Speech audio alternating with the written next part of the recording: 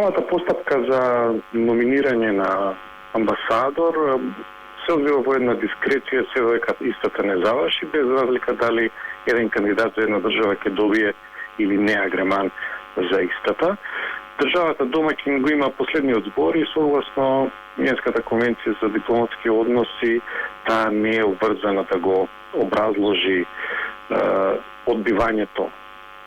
да го прифати номинираниот кандидат во одредена држава, и ако тоа на некој начин представува сигнал дека предлогот што бил испратен е проблематичен и несоодветен за државата домаќин, државата што го испраќа амбасадорот вообичаено е пред формалната номинација да спроведе и неформални консултации со државата домаќин, особено кога се работи за најзначајните центри во дипломатијата, со цел да се избегне една ситуација кога државата домаќин нема да издаде агреман или пак одлучи да помине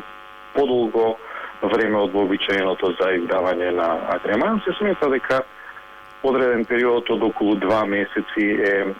доволен државата да издаде агреман, и доколку тој период помине, агреманот не е издаден, се смета дека државата не го издала својот агреман. Ние не можеме да знаеме дали одреден предлог е испратен формално или не, имајќи предвид дека и самата внатрешна постапка во Македонија се води во една доверлива комуникација помеѓу институциите, и самата комуникација со државата домаќин исто така од доверлив карактер, и мислам дека би требало конечниот